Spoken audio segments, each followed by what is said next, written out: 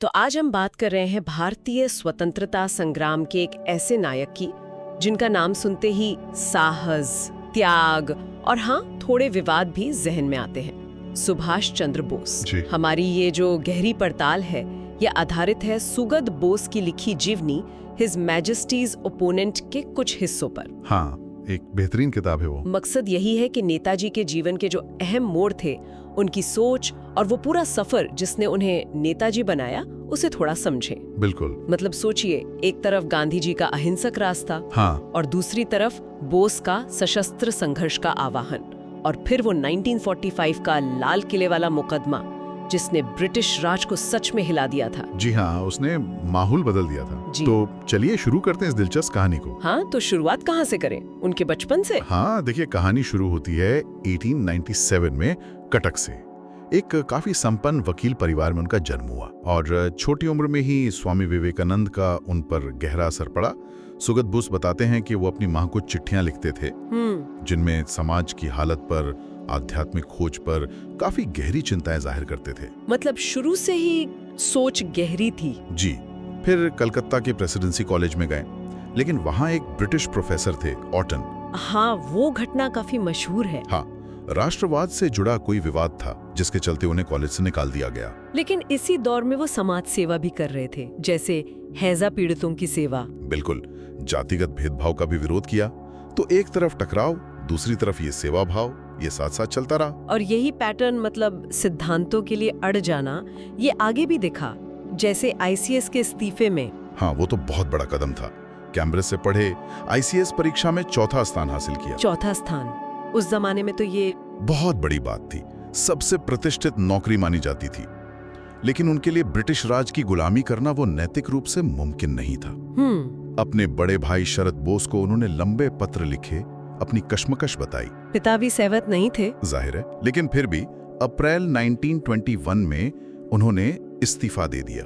ये बस शुरुआत थी उनके त्याग की। फिर वो राजनीति में आए, कांग्रेस के जरिए। हाँ, चित्तरंजन दास, सीआर दास के साथ जुड़े, असहयोग आंदोलन में हिस्सा लिया और 1921 में पहली बार जेल भी गए। अच्छा। लेकिन जब गांधी जी ने चौरी चौरा के बाद आंदोलन वापस ले लिया तो बोस और कई युवा नेताओं को बहुत निराशा हुई। हाँ, ये एक अहम मोड़ था जहां रास्ते थोड़े अलग होने शुरू हुए शायद। जी, कह सकते हैं। इसके बाद 1924 में उन्हें बिना मुकदमे के गिरफ्तार करके बर्मा की मांडले जेल भेज दिया गया। मांडले, वहां तो हालात बहुत सख्त थे, सुना है। बहुत ज्यादा। सुगत बोस उन चिट्ठियों का जिक्र करते हैं जिनमें सुभाष ने लिखा है, धूल भरी कोठरियां जैसे लकड़ी के पिंजरे हों।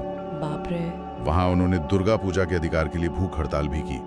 सेहत इतनी बिगड़ी कि यूरोप निर्वासन का प्रस्ताव मिला, पर उन्होंने ठुकरा दिया। तो ये अनुभव उन्हें और मजबूत बना गए होंगे। निश्चित रूप से। फिर वो स्वास्थ्य लाभ के लिए यूरोप गए। वहां उन्होंने अपनी किताब लिखी, द इंडियन स्ट्रगल। हाँ, जिस पर भारत में बैन लग गया था। जी। और यूरोप में उन्होंने कई नेताओं से मुलाकातें की, भारत की आजादी के लिए समर्थन जुटाने की कोशिश की, और यहीं उनकी मुलाकात एमिली शेंकल से हुई। अच्छा, फिर आता है कांग्रेस अध्यक्षता का दौर 1938 और फिर 39 में। दूसरी बार तो गांधी जी की इच्छा के खिलाफ जीते थे वो। हाँ, और यहीं से मतभेद खुलकर सामने आ गए। त्रिपुरी अधिवेशन में वो बीमार थे, स्ट्रेचर पर आए थे। जी। लेकिन फिर भी उन्होंने प्रस्ताव रखा कि ब्रिटिश सरकार को 6 महीने का अल्टीमेटम दिया जाए।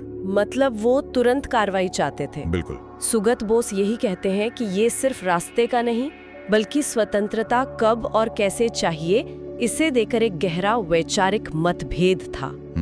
आखिरकार उन्हें इस्तीफा देना पड़ा और उन्होंने फॉरवर्ड ब्लॉक बनाया, जो कांग्रेस के अंदर ही एक ज्यादा रेडिकल समूह था। सही कहा, वामपंथी झुकाव वाला। और इसके बाद वो नाटकीय घटना, महानिष्क्रमण, द ग्रेट एस्केप। मतलब ये तो बिल्कुल फिल्मी लगता है।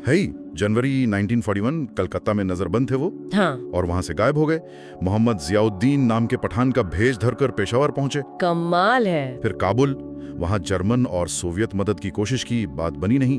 फिर इटली वालों की मदद से। अच्छा। हाँ, ऑरलैंडो मजोटा नाम का पासपोर्ट मिला, उससे मॉस्को होते हुए बर्लिन पहुंचे। मतलब क्या गजब की इच्छा शक्ति थी। बर्लिन पहुंचकर फिर आजाद हिंद फौज की तैयारी शुरू हुई, आईएनए की। जी, वहीं पर फ्री इंडिया सेंटर और इंडियन लीजन बनाया, जो भारतीय युद्धबंदी थे उनको साथ लेकर। हाँ, प्रिजनर्स ऑफ वॉर। जी। आजाद हिंद रेडियो से प्रसारण भी शुरू किया। और फिर वो पनडुब्बी वाली यात्रा, जर्मन यू बोट से जापानी सबमरीन में ट्रांसफर होकर एशिया पहुंचना, वो तो एक अलग ही कहानी है। बहुत खतरनाक सफर रहा होगा। यकीनन जुलाई 1943 में सिंगापुर पहुंचे और आजाद हिंद फौज की कमान संभाली। रानी झांसी रेजिमेंट बनाई। महिलाओं की लड़ाकू रेजिमेंट, उस जमाने में तो ये क्रांतिकारी कदम था। बिल्कुल।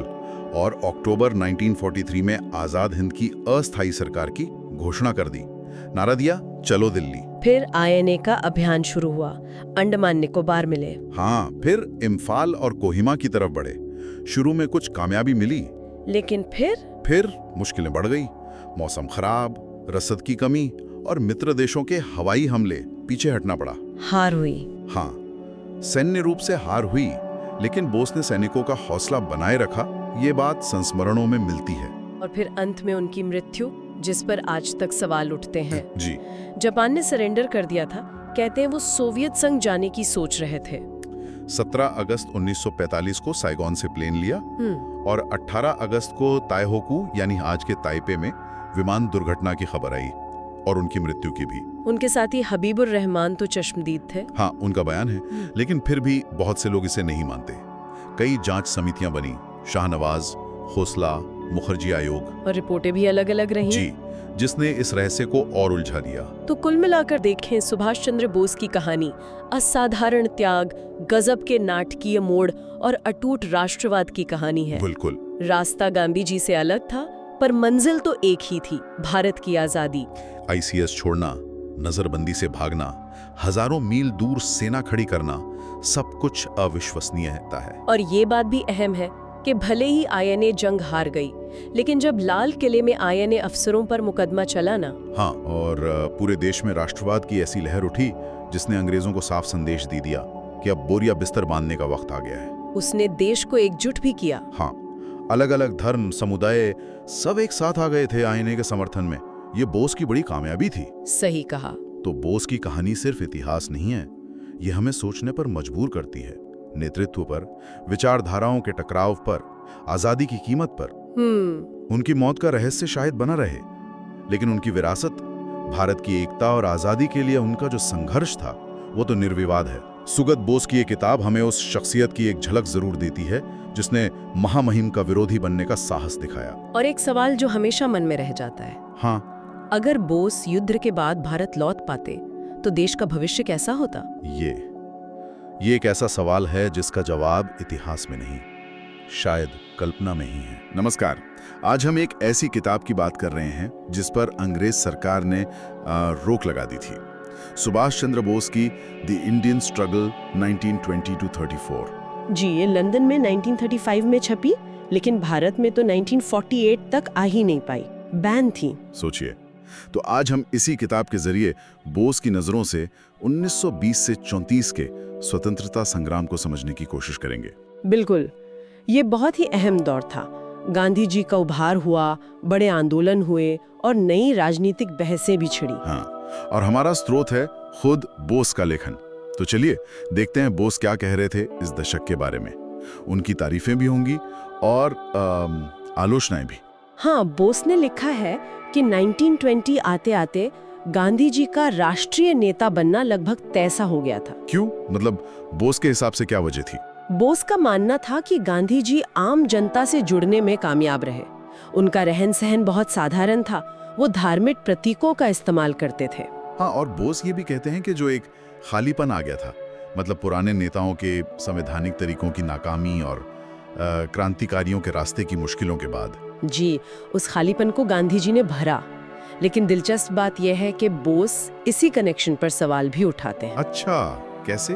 बोस को लगता था कि गांधी जी ने जनता की कुछ कमजोरियों का फायदा उठाया, जैसे वो भाग्य पर विश्वास या अलौकिक शक्तियों में आस्था। और वो अहिंसा पर बहुत ज्यादा जोर देना, बोस को वो भी शायद। हाँ, और अनुयायियों में जो एक अंधभक्ति सी दिखती थी, या राजनीति में जरूरत से ज्यादा नैतिकता का घालमेल, बोस इन सब के आलोचक थे। और वो चौरी चौरा वाला मामला, जब आंदोलन वापस ले लिया गया, बोस का क्या कहना था उस पर? बोस उसे एक बहाना मानते थे।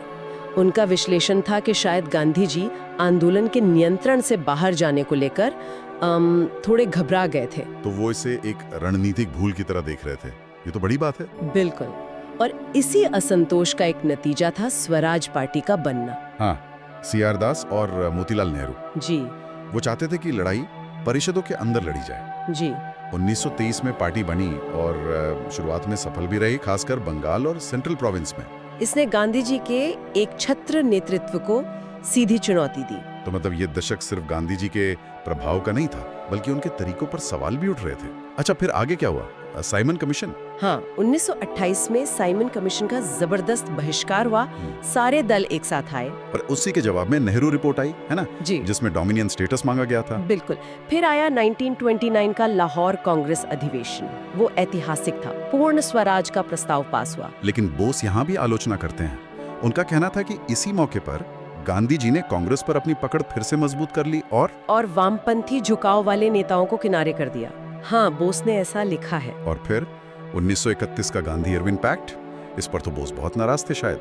बहुत ज्यादा। उनकी नजर में ये एक तरह का सरेंडर था। मतलब बड़े लक्ष्य छोड़कर छोटी मोटी बातों पर समझौता कर लिया गया। स्वराज का मुद्दा पीछे चला गया। और गोलमेज सम्मेलनों के बारे में बोस उन्हें भी ज्यादा महत्व नहीं देते थे, खासकर जब गांधी जी अकेले कांग्रेस के प्रतिनिधि बनकर गए। बोस को लगता था ये अंग्रेजों की चाल है। वो हमेशा कहते थे कि अंग्रेज बांटो और राज करो की नीति पर चल रहे हैं। हाँ, उन्होंने साफ लिखा है कि कैसे कम्युनल अवार्ड या व्हाइट पेपर जैसी चीजें वो असल में राष्ट्रवादी आंदोलन को कमजोर करने के लिए थी। जी, समुदायों को बांटने के लिए, मुसलमान, दलित वर्ग, इनको अलग अलग रियायतें देकर। और असली ताकत वो तो अंग्रेज अपने पास ही रखना चाहते थे। बिल्कुल। बोस का विश्लेषण यही था। ये सेफ गार्ड्स, गवर्नर जनरल की स्पेशल पावर, सर्विसेज पर कंट्रोल, ये सब असली सत्ता बनाए रखने के तरीके थे, चाहे कागज पर कुछ भी दे दें। तो फिर बोस भविष्य के लिए क्या सोचते थे? मतलब रास्ता क्या था उनके हिसाब से? वो गांधी जी की सीमाओं को भी देखते थे, जैसे उनकी दोहरी भूमिका, एक राजनेता भी और एक तरह के संत या विश्व शिक्षक भी। और शायद वो अपने विरोधियों, मतलब अंग्रेजों की चालों को पूरी तरह समझ नहीं पाते थे। तो बोस क्या चाहते थे? बोस एक ज्यादा कट्टर, अनुशासित, सेंट्रलाइज्ड पार्टी चाहते थे, जो सिर्फ राजनीतिक आजादी नहीं बल्कि सामाजिक और आर्थिक बराबरी के लिए भी लड़े। और उनका वो विचार फासीवाद और साम्यवाद के संश्लेषण वाला, वो काफी अलग लगता है। हाँ, वो एक मजबूत, शायद शुरू में थोड़ी तानाशाही शक्तियों वाली पार्टी की कल्पना करते थे, जो देश को तेजी से बदल सके। तो अगर हम समेटे, बोस का नजरिया काफी मिला जुला था गांधी जी को लेके। उनकी जनअपील को मानते थे, लेकिन तरीकों और समझौतों के सख्त आलोचक थे। बिल्कुल। वो एक ज्यादा संगठित, ज्यादा शायद कहें तो आक्रामक और अंतर्राष्ट्रीय नजरिए वाले संघर्ष के हिमायती थे। और बोस के इस दृष्टिकोण को समझना आज भी जरूरी है, नहीं? ये दिखाता है कि आजादी की लड़ाई में अंदर भी कितनी अलग अलग सोच और रणनीतियां थीं। सही कहा। कोई एक सीधी कहानी नहीं थी, बहुत सारी बहसें थीं, मतभेद थे।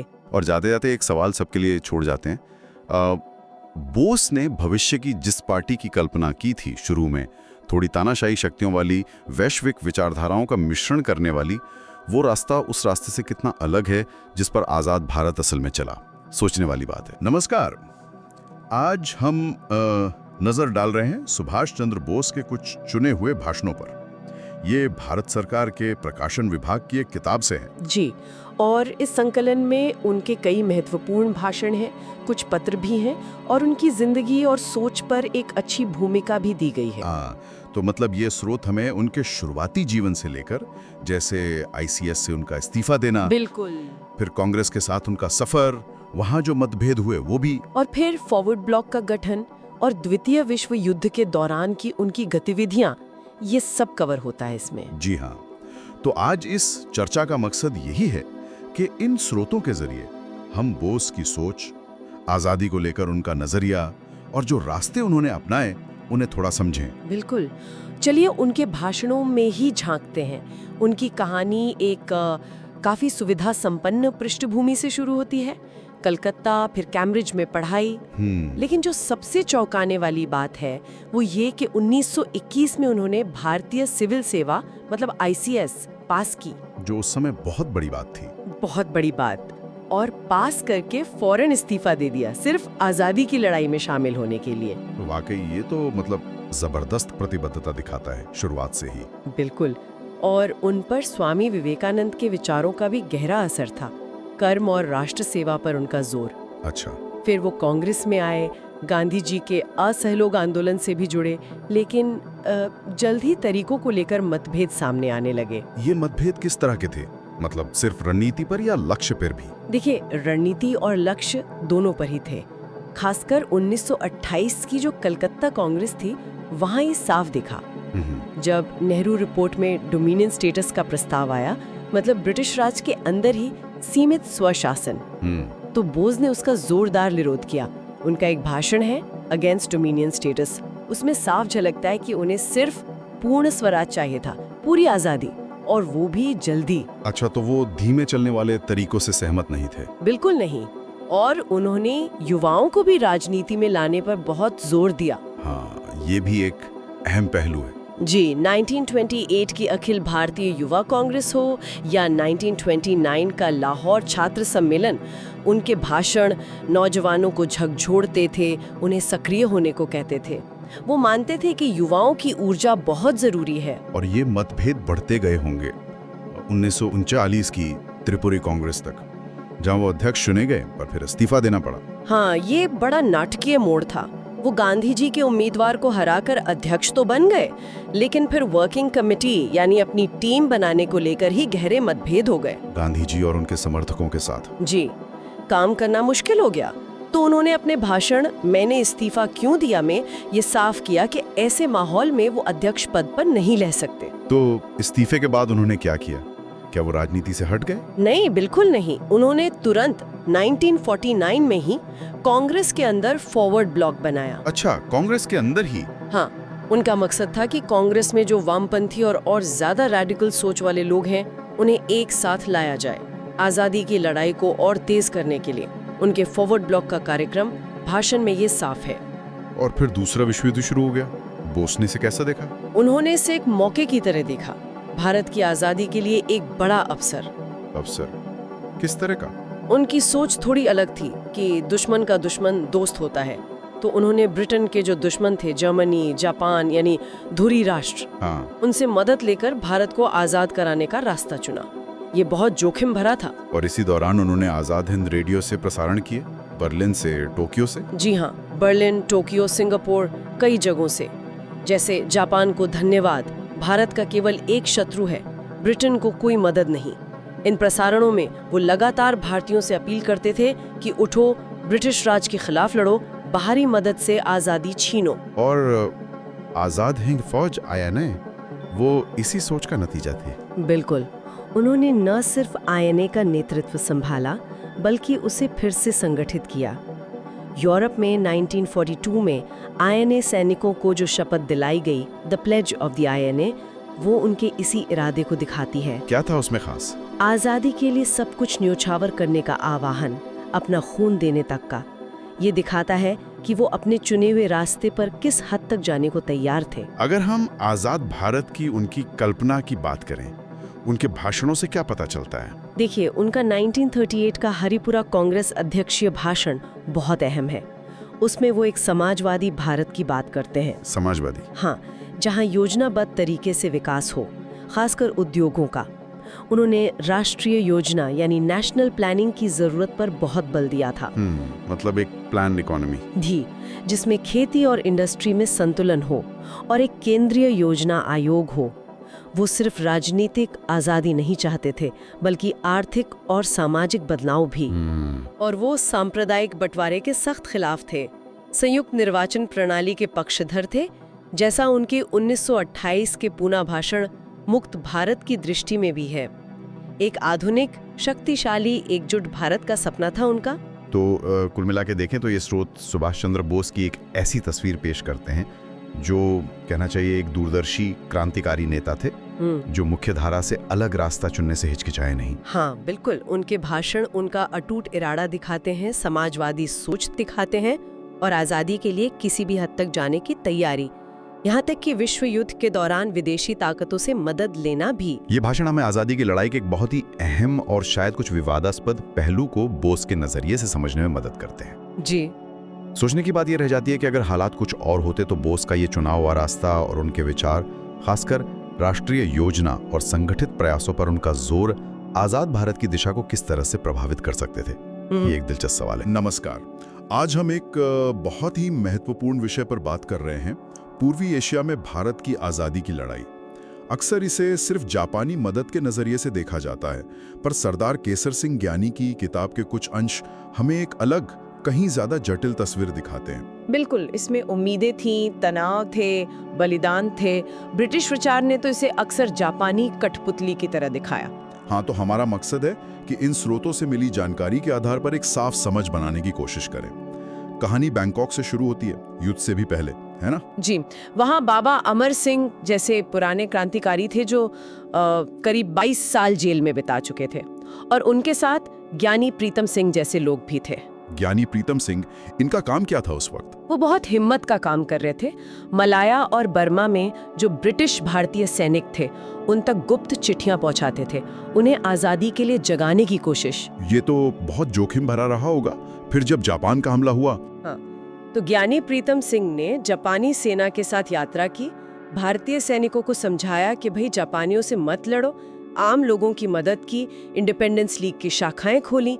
उनका एक बड़ा काम भारतीयों को जापानी ज्यादतियों से बचाना भी था। लेकिन उनका अंत दुखद रहा। हाँ, बहुत दुखद। मार्च 1942 में वो टोक्यो जा रहे थे एक सम्मेलन के लिए, स्वामी सत्यानंद पुरी और कैप्टन अकरम के साथ। हवाई जहाज दुर्घटना में उनकी मृत्यु हो गई। वो इस आंदोलन के शुरुआती शहीद माने गए। उसी वक्त मलाया में अंग्रेजों की हालत पतली हो रही थी, बहुत ज्यादा। एक के बाद एक शहर उनके हाथ से निकल रहे थे, तेजी से हार रहे थे वो। तो इसी माहौल में इंडिपेंडेंस लीग बनी कुआलालंपुर में। जी, जनवरी 1942 में।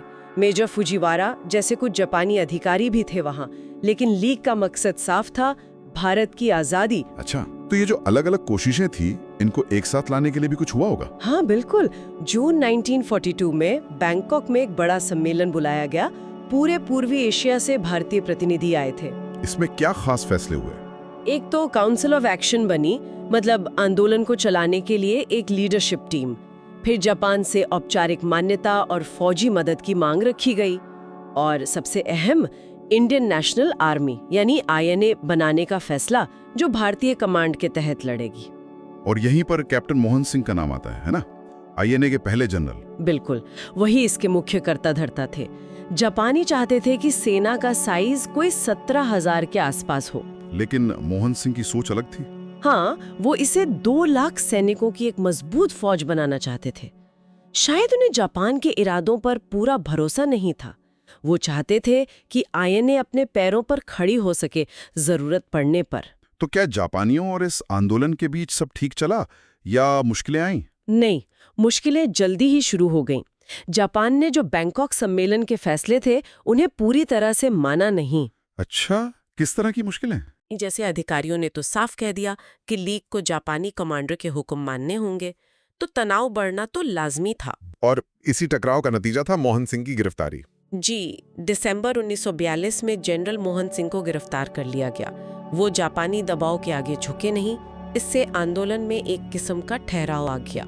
लेकिन फिर कहानी में एक बड़ा मोड़ आया। सुभाष चंद्र बोस, जुलाई 1943 में उनका सिंगापुर पहुंचना। यकीनन, बोस के आने से जैसे आंदोलन में एक नई जान फूंक दी गई। उन्होंने रासबिहारी बोस से नेतृत्व लिया। 5 जुलाई को बाकायदा आजाद हिंद फौज की कमान संभाली और नारा दिया, दिल्ली चलो। दिल्ली चलो। और उन्होंने तेजी से काम आगे बढ़ाया, बहुत तेजी से। 21 अक्टूबर 1943 को सिंगापुर में उन्होंने आजाद हिंद सरकार की स्थापना कर दी, मतलब भारत की एक अंतरिम सरकार, और ब्रिटेन अमेरिका के खिलाफ जंग का ऐलान भी कर दिया। महिलाओं की रेजिमेंट भी तो बनाई थी उन्होंने। हाँ, रानी झांसी रेजिमेंट, जिसकी कमांड डॉक्टर लक्ष्मी स्वामीनाथन को सौंपी गई। और फिर उन्होंने संपूर्ण जुटान का आह्वान किया। संपूर्ण जुटान, इसका मतलब क्या था? इसका मतलब था कि हर भारतीय तन, मन और धन से इस लड़ाई में अपना सब कुछ झोंक दे। क्या लोगों ने इस पर अमल किया? बिल्कुल, ये एक बहुत भावनात्मक अपील थी। एक मिसाल है हबीब सेठ नाम के व्यापारी की, जिन्होंने अपनी लगभग सारी संपत्ति, करीब 1 करोड़ रुपए दान कर दी। सोचिए, उस जमाने में 1 करोड़। कमाल है। इसके बाद INA सीधे जंग के मैदान में उतरी। जी, बर्मा मोर्चे पर इम्फाल और कोहिमा की जो मशहूर लड़ाइयां हैं, उनमें INA ने हिस्सा लिया। कर्नल गुरबख्श सिंह ढिल्लों की नेहरू ब्रिगेड जैसी टुकड़ियों ने बहुत बहादुरी दिखाई। लेकिन उनके पास साधन तो कम थे। हाँ, साधन बहुत कम थे। जापानी हवाई मदद भी नहीं के बराबर थी। फिर भी वो लड़े। लेफ्टिनेंट कुंदन सिंह जैसे सैनिकों की कहानियां हैं जो बुरी तरह घायल होने के बाद भी लड़ते रहे। पर आखिर में ये अभियान सफल नहीं हो पाया। हाँ, मानसून आ गया, रसद की भारी कमी हो गई, मित्र देशों की हवाई ताकत बहुत ज्यादा थी, सेना को पीछे हटना पड़ा। लेकिन बोस का हौसला तब भी बना हुआ था। और युद्ध के बाद आईएनए सैनिकों का क्या हुआ? उन्हें भारत लाया गया और फिर दिल्ली के लाल किले में उन पर मुकदमा चलाया गया। पहले मुकदमे में शाहनवाज खान, प्रेम कुमार सहगल और गुरबख्श सिंह ढिल्लो थे। उन मुकदमों ने तो पूरे देश को हिला दिया था। बिल्कुल, पूरे देश में इनके समर्थन में ऐसी जबरदस्त लहर उठी कि ब्रिटिश सरकार दबाव में आ गई। उनकी उम्र कैद की सजा माफ करनी पड़ी, हालांकि उन्हें फौज से बर्खास्त कर दिया गया। तो इन स्रोतों से गुजरने के बाद ये बात साफ लगती है कि पूर्वी एशिया का स्वतंत्रता आंदोलन सिर्फ जापानी मदद पर टिका हुआ कोई बाहरी प्रयास नहीं था। सही कहा, ये भारतीय राष्ट्रवादियों की अपनी आकांक्षा, उनका अपना संगठन और उनके बलिदान की कहानी थी। हाँ, इसमें अंदरूनी तनाव भी थे और बाहरी ताकतों के साथ रिश्ते भी बड़े जटिल थे। और भले ही आईएनए अपने फौजी लक्ष्य तुरंत हासिल नहीं कर सकी, लेकिन उसकी कहानी ने और खासकर उन मुकदमों ने भारत में राष्ट्रवाद की भावना को बहुत ज्यादा प्रेरित किया। इसने यकीनन ब्रिटिश राज के खात्मे में एक अहम भूमिका निभाई। बिल्कुल। तो श्रोताओं के लिए सोचने की बात यह है कि ये जो जानकारी हमें इन स्रोतों से मिली है, ये भारत के स्वतंत्रता संग्राम की हमारी आम समझ को किस तरह से देखती है? क्या ये उसे पुष्ट करती है या उसे चुनौती देती है या शायद उसमें कुछ नए पहलू जोड़ती है? नमस्कार, आज हम चंद्रचूड़ घोष की किताब Bose, the untold story of an inconvenient nationalist के कुछ अहम हिस्सों पर बात करने वाले हैं। मकसद ये है कि सुभाष चंद्र बोस के जीवन और उनके विचारों की जो जटिल परतें हैं, उन्हें थोड़ा समझा जाए। अक्सर वो बातें मुख्य धारा की चर्चा से बाहर रह जाती हैं। और देखिए, शुरुआती दिनों में तो उनमें कोई खास सांसारिक महत्वाकांक्षा थी ही नहीं, बल्कि वो रामकृष्ण और विवेकानंद के आध्यात्मिक मार्ग पर चलना चाहते थे। हाँ बिल्कुल, और ये देखना बड़ा दिलचस्प है, मतलब कि कैसे एक युवा जो शुरू में करियर के बारे में सोच ही नहीं रहा था, वो आईसीएस जैसी परीक्षा पास करता है और फिर उसे ठुकराने का फैसला कर लेता है। हाँ। उनका तर्क बड़ा साफ था। वो मानते थे कि देश की बेहतर सेवा इस मशीनरी का हिस्सा बनकर नहीं हो सकती, बाहर रहकर ही वो ज्यादा कर सकते हैं। ये उनके जीवन का एक, कह सकते हैं, बड़ा निर्णायक मोड़ था। हाँ, ये उनके लिए एक सिद्धांत का सवाल था ना। बिल्कुल। उन्होंने लिखा भी कि वो ऐसी व्यवस्था का हिस्सा नहीं बन सकते जो अपनी उपयोगिता खो चुकी है। पर कांग्रेस के अंदर भी उनके रास्ते आसान नहीं थे। खासकर महात्मा गांधी के साथ उनके मतभेद वो तो खुलकर सामने आए। सही कहा। देखिए, गांधी जी के जन आंदोलन और उसकी जो ताकत थी, उसको बोस मानते थे, पहचानते थे, लेकिन अहिंसा का जो सिद्धांत था, उसमें उनका पूरा विश्वास नहीं था। अच्छा। उनका मानना था कि भाई, एक पराधीन देश सिर्फ अहिंसा के दम पर आजादी हासिल नहीं कर सकता, जरूरत पड़ने पर शायद दूसरे तरीके भी अपनाने पड़े।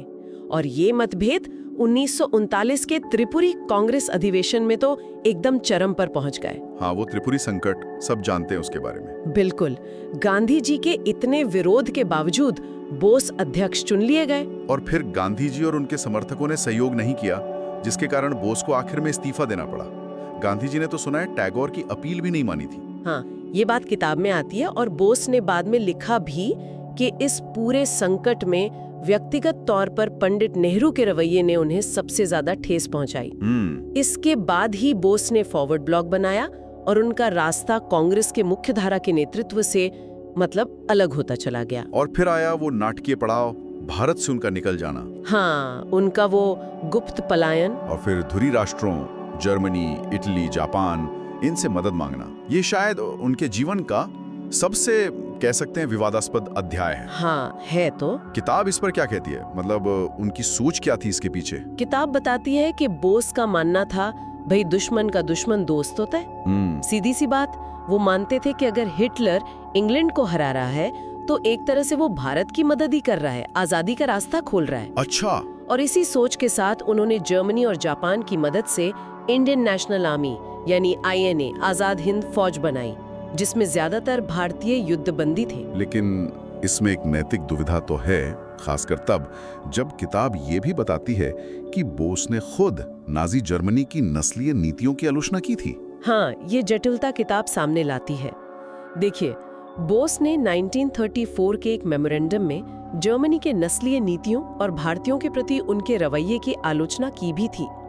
फिर भी स्वतंत्रता का लक्ष्य उनके लिए इतना बड़ा था कि उन्होंने इसे एक शायद जरूरी बुराई मानकर सैन्य सहायता स्वीकार की। ये उनके उस फलसफे को दिखाता है कि साध्य ज्यादा महत्वपूर्ण है, साधन शायद उतना नहीं, जो गांधीवादी विचारधारा से बिल्कुल अलग था। और जापानियों के साथ भी उनके संबंध क्या आसान थे? नहीं, बिल्कुल नहीं। उन्होंने जापानियों के साथ भी कड़े मोलभाव किए। जैसे आईएनए को जापानी सैन्य कानून के बजाय अपने आर्मी एक्ट के तहत रखने पर जोर दिया। अच्छा, ये महत्वपूर्ण बात है। हाँ, ये सिर्फ कोई तकनीकी बात नहीं थी, ये आईएनए की एक स्वतंत्र भारतीय पहचान बनाए रखने की उनकी जिद थी। कलकत्ता पर हवाई हमले की जापानी योजना का भी उन्होंने विरोध किया था। और फिर आईएनए ने इम्फाल अभियान में हिस्सा लिया, भले ही वो सैन्य रूप से सफल नहीं रहा। हाँ, सैन्य सफलता नहीं मिली, लेकिन युद्ध के बाद लाल किले में जो आईएनए सैनिकों पर मुकदमा चला, हाँ, उसका असर तो बहुत गहरा हुआ। बिल्कुल। उस मुकदमे ने पूरे भारत में राष्ट्रवाद की एक ऐसी नई लहर पैदा कर दी जिसकी शायद अंग्रेजों ने कल्पना भी नहीं की थी। उसने ब्रिटिश राज की नींव हिला दी। बाद में तो प्रधानमंत्री क्लेमेंट एटली ने भी इस बात को एक तरह से माना। तो बोस की विरासत आज भी इतनी बहस का विषय क्यों है? गांधी जी ने उन्हें कहा देशभक्त, यद्यपि गुमराह। हाँ, ब्रिटिश अधिकारियों ने महत्वाकांक्षी और खतरनाक मानते थे, और आजादी के बाद भी अलग अलग राजनीतिक दल उनकी विरासत को अपने अपने तरीके से अपनाने की कोशिश करते रहे। उनकी विरासत जटिल है ही इसलिए क्योंकि उनके तरीके, उनके रास्ते, वो स्थापित मान्यताओं और रास्तों से बहुत अलग थे। उन्होंने राष्ट्रवाद की एक ऐसी राह चुनी जो कह सकते हैं विवादित थी, जिसमें नैतिक दुविधाएं थीं। अब आप उसे कैसे देखते हैं, ये इस पर निर्भर करता है कि आप स्वतंत्रता संघर्ष में साधन और साध्य के रिश्ते को कैसे समझते हैं। तो आखिर में ये सवाल शायद सोचने के लिए रह जाता है, एक ऐसे नेता की जटिलताओं को समझना जिसने अपने लक्ष्य के लिए स्थापित रास्तों और विचारधाराओं को चुनौती दी, जो ऐसे सहयोगियों के साथ खड़े हुए जिन पर गंभीर सवाल थे। क्या ये सब जानना इतिहास को देखने का हमारा नजरिया कुछ बदलता है? उनकी पूरी यात्रा, नेतृत्व, राष्ट्रवाद और सिद्धांतों की प्रकृति के बारे में आज भी हमें क्या सोचने पर मजबूर करती है? नमस्कार। आज हम एक ऐसे रहस्य पर बात कर रहे हैं जिसने, आप कह सकते हैं, दशकों से भारत को उलझा रखा है। मेरा मतलब है नेताजी सुभाष चंद्र बोस का गायब होना। हमारे पास अनुज धर की किताब इंडियाज बिगेस्ट कवर अप के कुछ हिस्से हैं, और ये किताब इस पेचीदा कहानी के कई पहलुओं पर रोशनी डालती है। तो आज हम इसी स्रोत के जरिए कुछ बड़े सवालों को और जो आपस में मेल ना खाने वाले सबूत है ना, उनको समझने की कोशिश करेंगे। देखिए, सरकारी कहानी तो बिल्कुल सीधी लगती है ना, कि 18 अगस्त 1945 को ताइपी में एक प्लेन क्रैश हुआ और उसमें नेताजी की मौत हो गई। और फिर शाहनवाज खान कमेटी हो या जीरी खोसला कमेटी, सरकारी जांचों ने भी इसी नतीजे पर मुहर लगाई। पर क्या ये वाकई पूरी सच्चाई है?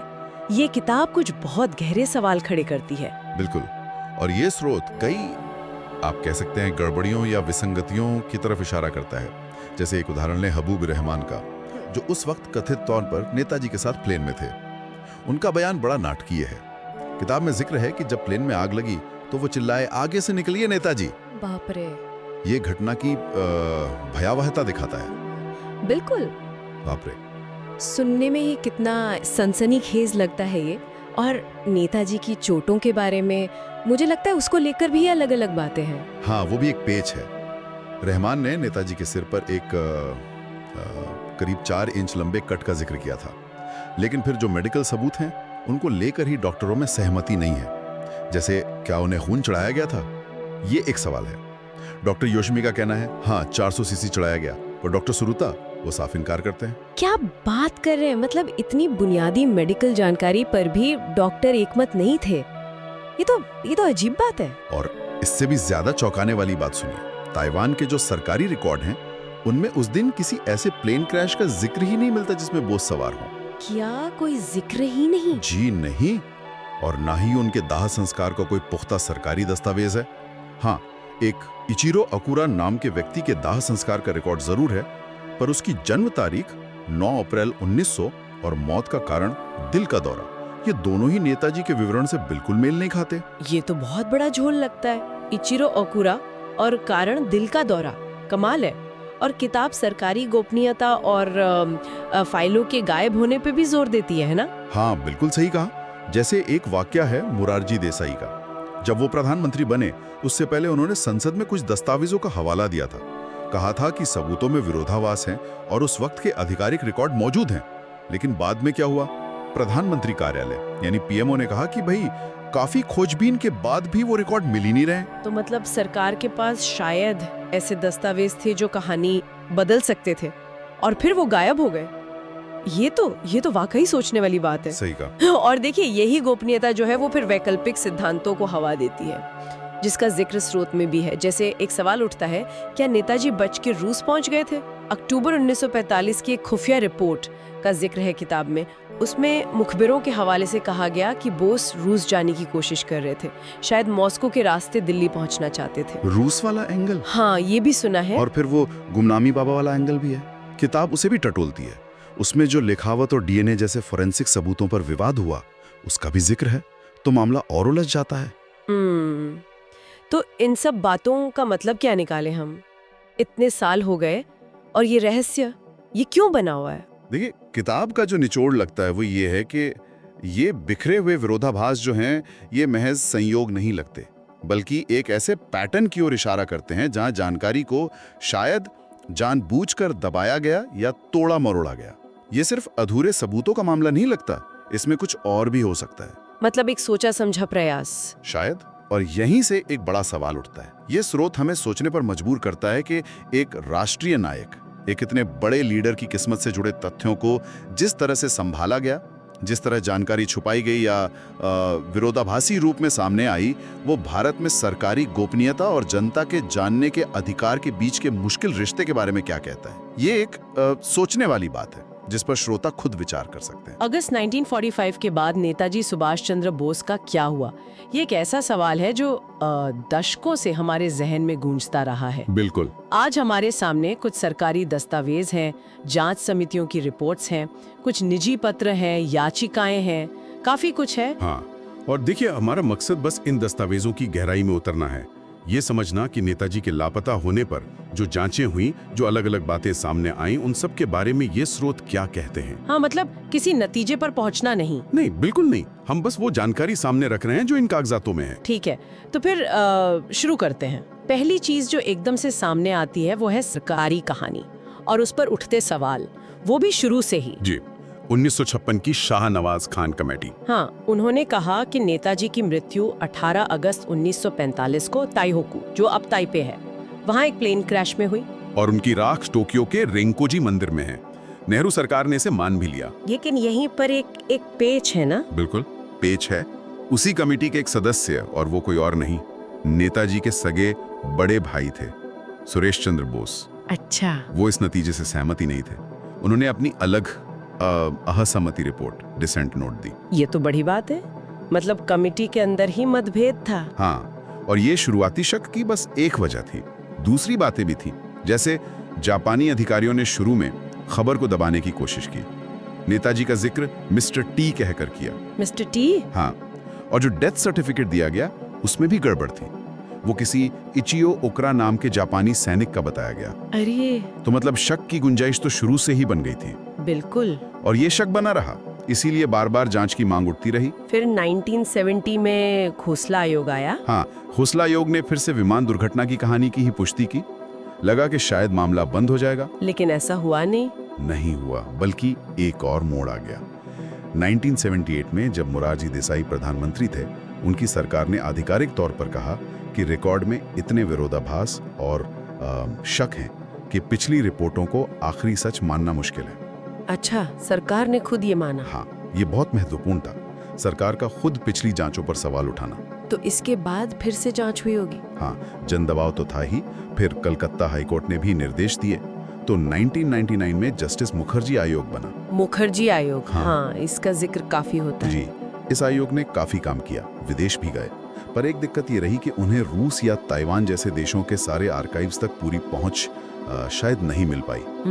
और उनकी रिपोर्ट का क्या हुआ? उनकी रिपोर्ट ने कहा कि नेताजी की मौत उस प्लेन क्रैश में नहीं हुई थी और रेंकोजी मंदिर में जो राख है वो उनकी नहीं है।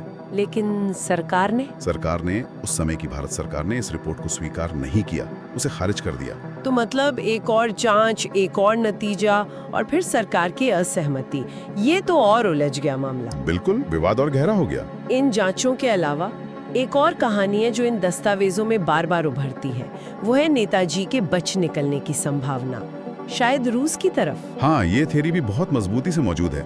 कुछ स्रोतों में गांधी जी के बयानों का जिक्र है, जैसे कि मेरा मानना है कि सुभाष जीवित है। अच्छा, गांधी जी का ये मानना था? हाँ, ऐसा दर्ज है। फिर विजयलक्ष्मी पंडित के कुछ गोलमोल जवाबों का भी जिक्र है। और तो और साइबेरिया के किसी कैंप में नेताजी को देखे जाने के दावे भी हैं। एक ज़रोबिन का वृत्तांत मिलता है। लेकिन क्या रूस ने कभी माना कि नेताजी वहां थे? नहीं, आधिकारिक तौर पर रूस ने या पहले सोवियत संघ ने हमेशा यही कहा कि उनके पास ऐसा कोई रिकॉर्ड नहीं है। पर दिलचस्प बात यह है कि इन्हीं फाइलों में केजीबी आर्काइव्स पर आधारित कुछ संभावित प्रकाशनों का भी जिक्र है, तो वो दरवाजा भी पूरी तरह बंद नहीं लगता। और परिवार के कुछ लोग भी मानते थे कि वो छिपे हुए हैं? हाँ, परिवार में भी इस पर हमेशा एक राय नहीं रही। कुछ सदस्य मानते थे कि वो शायद कहीं छिपे हुए हैं या शायद सोवियत संघ में थे। इन सब के बीच वो जो रेंकोजी मंदिर में राख है, उसकी असलियत पर भी सवाल उठते रहे हैं। बिल्कुल, खासकर मुखर्जी आयोग की रिपोर्ट के बाद तो ये सवाल और बड़ा हो गया कि अगर वो राख नेताजी की नहीं है तो फिर किसकी है। और एक और पहलू है जिसका जिक्र मिलता है, वो खजाना, सोना, गहने जो आजाद हिंद फौज के थे और नेताजी के साथ थे। हाँ, वो भी एक अहम हिस्सा है कहानी का। दुर्घटना के बाद कितना खजाना मिला, उसकी कीमत क्या थी, उसमें कुछ विसंगतियां थीं या नहीं, और वो भारत सरकार तक कैसे पहुंचा, ये सब भी इन फाइलों का हिस्सा है। ऐसा लगता है कि जानकारी की कमी एक बड़ी चुनौती रही है हमेशा। बहुत बड़ी चुनौती। दस्तावेज खुद ये बताते हैं कि कुछ जरूरी फाइलें नष्ट कर दी गईं या हो गईं। नष्ट कर दी गईं, ऐसा कहा गया है।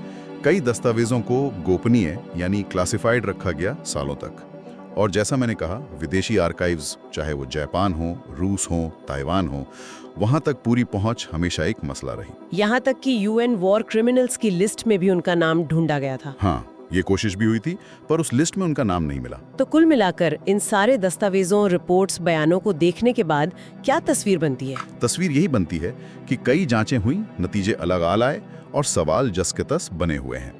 एक तरफ विमान दुर्घटना की आधिकारिक कहानी है और दूसरी तरफ उनके जीवित रहने, बच निकलने, शायद रूस जाने की संभावनाएं। बिल्कुल, और ये पहेली आज भी लोगों को खींचती है, क्योंकि ये हमारे एक राष्ट्रीय नायक से जुड़ी है।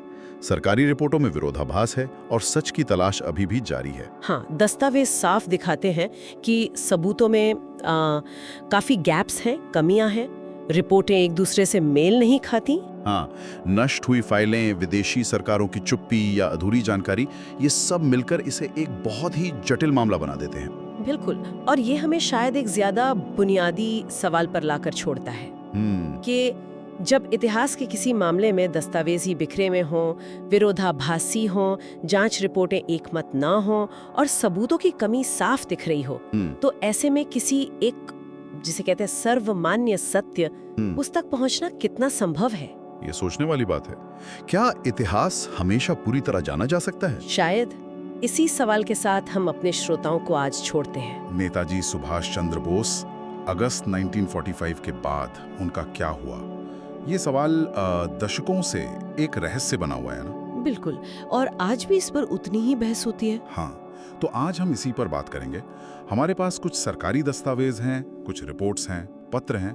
कोशिश करेंगे कि इनसे कुछ सुराग मिले। जी, देखते हैं ये स्रोत हमें क्या बताते हैं और कौन से सवाल अब भी अनसुलझे हैं। चलिए शुरू करते हैं। तो जो आधिकारिक कहानी है वो ये कि अगस्त 1945 में ताइहोकू, मतलब आज का ताइपे, वहां एक विमान हादसे में नेताजी की मृत्यु हो गई। हाँ, यही रिपोर्ट सबसे पहले आई थी और ये भी कहा गया कि उनकी अस्थियां टोक्यो के रेनकोजी मंदिर में रख दी गईं। और शुरुआती जांचों ने भी यही कहा, जैसे शाहनवाज समिति 1956 की और फिर खोसला आयोग 1970 का। जी हाँ, इन दोनों आयोगों ने इसी विमान दुर्घटना की कहानी को ही पुष्ट किया था, पर यहीं से मामला थोड़ा पेचीदा होना शुरू होता है। अच्छा, कैसे? देखिए, जो पहली समिति थी, शाहनवाज समिति, उसी में एक सदस्य थे सुरेश चंद्र बोस, नेताजी के अपने भाई। उन्होंने इस रिपोर्ट से असहमति जताई थी। ओहो, पहले ही समिति में असहमति? हाँ, उन्होंने माना ही नहीं कि कोई हादसा हुआ था। तो शक जो है वो शुरू से ही मौजूद था और इसी वजह से बार बार और जांच की मांग उठती रही। समझ गया। तो इसी मांग के चलते फिर मुखर्जी आयोग बना, जस्टिस मुखर्जी जांच आयोग। बिल्कुल, और इसके जो निष्कर्ष थे वो तो मतलब बिल्कुल ही चौंकाने वाले थे। क्या कहा आयोग ने? आयोग ने साफ तौर पर कहा कि नेताजी की मौत उस कथित विमान हादसे में हुई ही नहीं थी। नहीं हुई थी? तो फिर वो कहानी? आयोग का मानना था कि ये हादसे की कहानी हो सकता है जापानी अधिकारियों की मदद से जानबूझकर गढ़ी गई हो। एक तरह का छलावा आप कह सकती हैं, कैमोफ्लाज, शायद नेताजी को मित्र देशों मतलब एलाइड फोर्सेस की पकड़ से बचाने के लिए। ये तो बहुत बड़ी बात है। इसका कोई आधार, कोई सबूत? हाँ, एक बड़ा सबूत उन्हें मिला ताइपे के शमशान घाट के रिकॉर्ड से। उन्होंने अगस्त 1945 के आसपास के दिनों के रिकॉर्ड खंगाले और न तो नेताजी के नाम से, न ही उनके साथ विमान में बताए गए किसी और यात्री जैसे पायलट ताकीजावा या जनरल शिदेई, किसी के भी दाह संस्कार का कोई रिकॉर्ड वहां नहीं मिला। कोई रिकॉर्ड नहीं, बिल्कुल भी नहीं। जी, उस अवधि का कोई रिकॉर्ड नहीं। तो आयोग का मानना था कि नेताजी ताइपे से सुरक्षित निकल गए थे। तो फिर कहाँ गए? क्या इस पर कुछ पता चला? रूस, कहीं और? देखिए, आयोग का निष्कर्ष था कि वो बच निकले थे, लेकिन उनका अंतिम ठिकाना क्या था, रूस या कोई और जगह, इस पर आयोग को कोई पुख्ता सबूत नहीं मिल पाया। ये सवाल अधूरा रह गया। और वो अस्थियां जो रिनकोजी मंदिर में हैं, उनका क्या हुआ? उस पर भी तो काफी विवाद रहा है। हाँ बिल्कुल, उन अस्थियों को भारत लाने की कई बार कोशिशें हुई, पर बात कभी बनी नहीं, हमेशा अटक जाती थी। क्यों? परिवार की तरफ से आपत्ति थी? जी, परिवार के कई सदस्य, खासकर एससी बोस जैसे लोग, वो कहते थे कि जब तक ये साबित न हो जाए कि ये अस्थियां वाकई नेताजी की हैं, तब तक उन्हें स्वीकार नहीं किया जा सकता। सबूतों की कमी थी और इस पे कभी राष्ट्रीय सहमति भी नहीं बन पाई। सरकार भी दुविधा में रही हमेशा, यहाँ तक कि इन अस्थियों की प्रामाणिकता पर, कि असली है भी या नहीं, इस पर भी सवाल उठते रहे हैं। क्या डीएनए टेस्ट जैसी कोई कोशिश नहीं हुई इन अस्थियों पर? मुखर्जी आयोग ने इसकी संभावना पर विचार जरूर किया था, लेकिन वो प्रक्रिया काफी जटिल निकली। तकनीकी दिक्कतें थीं और शायद कुछ कूटनीतिक पहलू भी रहे होंगे, तो वो जांच पूरी नहीं हो पाई। लेकिन भारत सरकार का क्या स्टैंड रहा? उन्होंने मुखर्जी आयोग की रिपोर्ट को माना? नहीं, भारत सरकार ने मुखर्जी आयोग के निष्कर्षों से असहमति जताई और उन्हें खारिज कर दिया। खारिज कर दिया? क्यों? सरकार का तर्क था कि विमान दुर्घटना के पक्ष में प्रचुर मौखिक साक्ष्य हैं, मतलब बहुत सारे लोगों के बयान हैं, खासकर वो लोग जो कथित तौर पर उस विमान में थे या जिन्होंने अस्पताल में नेताजी का इलाज किया। सरकार ने उन बयानों को ज्यादा वजन दिया। अच्छा। और ये पूरा मुद्दा कितना संवेदनशील है, इसका एक उदाहरण ये भी है कि 1992 में जब सरकार ने नेताजी को मरणोपरांत भारत रत्न देने का ऐलान किया था, तो उस पर एक जनहित याचिका दायर हो गई। हाँ, मुझे याद है। और फिर वो वापस लेना पड़ा था? जी, क्योंकि याचिका में यही सवाल उठाया गया था कि जब उनकी मृत्यु ही प्रमाणित नहीं है, तो मरणोपरांत सम्मान कैसे दिया जा सकता है। तो कुल मिलाकर इन सारे स्रोतों को देखें तो दो बिल्कुल विपरीत कहानियां सामने आती हैं। एक तरफ विमान हादसा और मृत्यु, दूसरी तरफ एक सोची समझी योजना के तहत बच निकलना और गायब हो जाना। बिल्कुल सही। और ये हमें एक बहुत गहरे सवाल के पास छोड़ देता है। सोचिए, अगर मुखर्जी आयोग की बात में दम है कि ये हादसे की कहानी जापानी मदद से गढ़ी गई थी, तो इसके पीछे कितनी जटिल भू राजनीतिक गणनाएं, कैसी जियोपॉलिटिक्स रही होगी उस वक्त। हाँ, ये सोचने वाली बात है। और एक और सवाल जो आज भी उठता है, वो है विदेशी अभिलेखागारों तक पहुंच का, जैसे रूस के केजीबी या अब एफएसबी के आर्काइव्स या ब्रिटेन के वो गोपनीय दस्तावेज जिनका जिक्र जेएमसीआई जांच के संदर्भ में आया था। क्या उन तक पूरी पहुंच कभी मिल पाएगी? क्या सच कहीं उन फाइलों में बंद है? ये सवाल आज भी कायम। नमस्कार, आज हम इतिहास के एक बहुत बड़े रहस्य पर बात कर रहे हैं। हाँ, नेताजी सुभाष चंद्र बोस।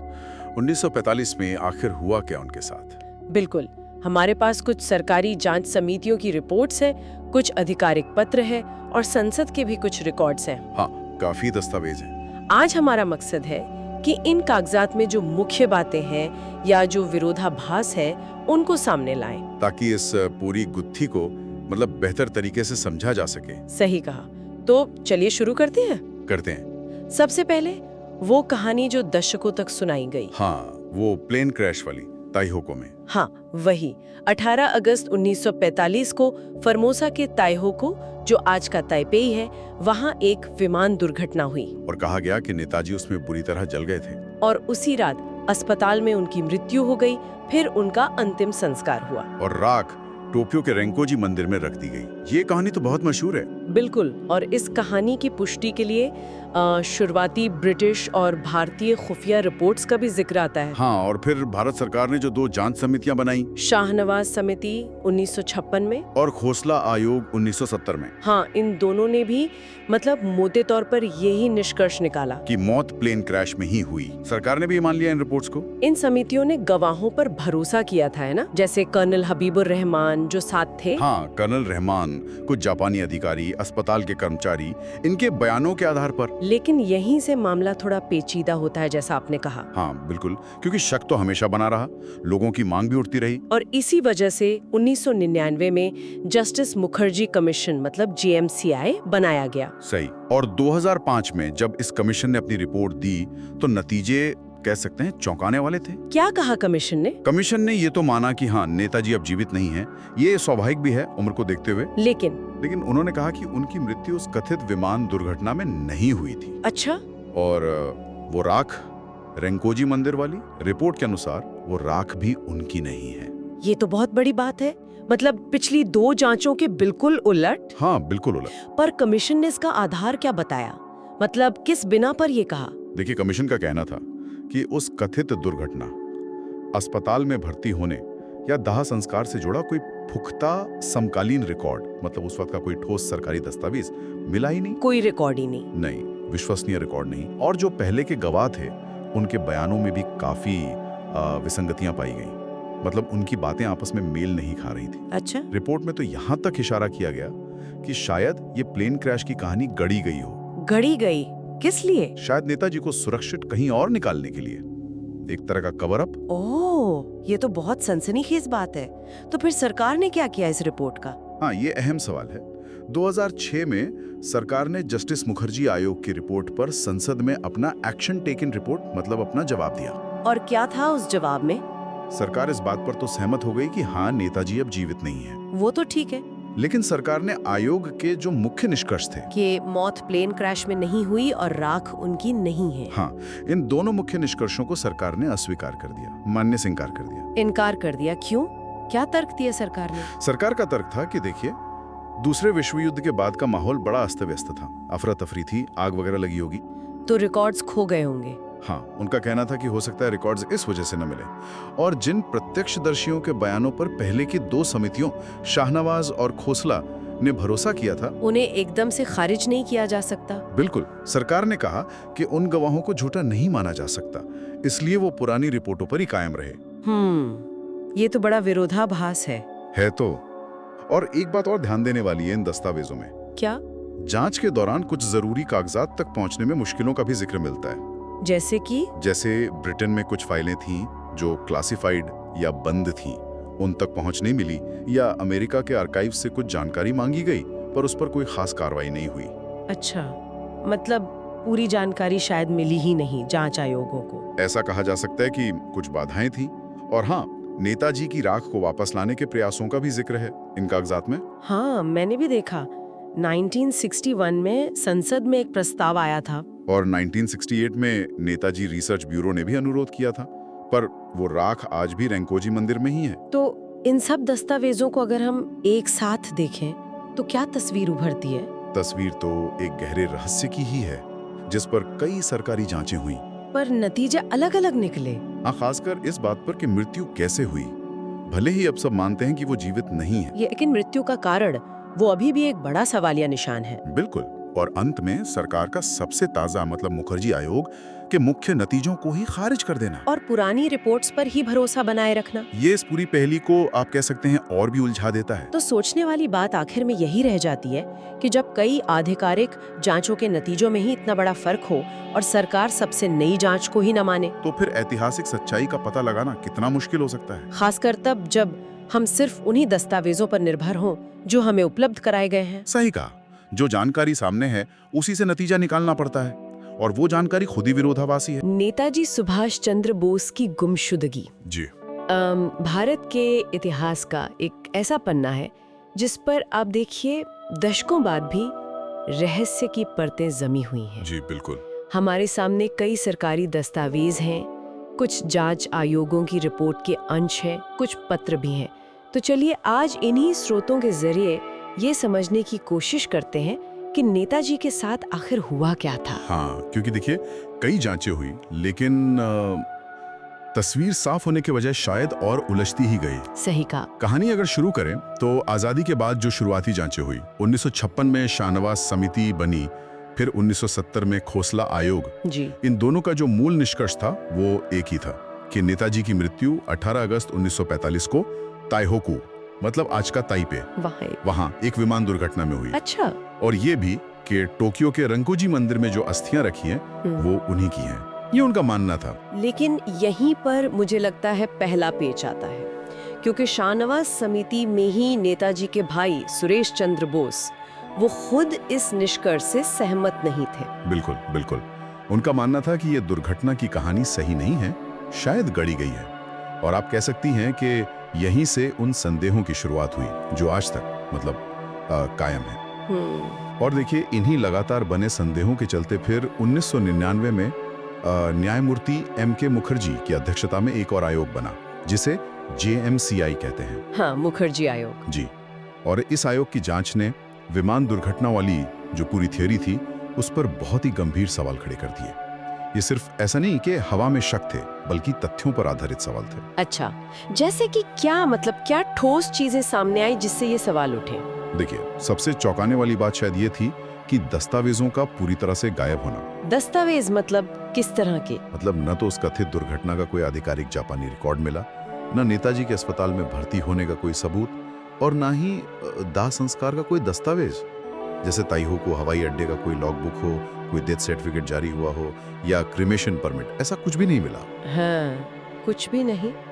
कमाल है, बिना दस्तावेजों के किसी नतीजे पर आखिर कैसे पहुंचा जा सकता है? ये तो बहुत ही मतलब बुनियादी चीज लग रही है। बिल्कुल, यही नहीं, एक कथित मृत्यु प्रमाण पत्र जो मिला भी वो और ज्यादा सवाल खड़े कर गया। उसमें क्या था? उसमें मृतक का नाम लिखा था ओकारा इचिरो।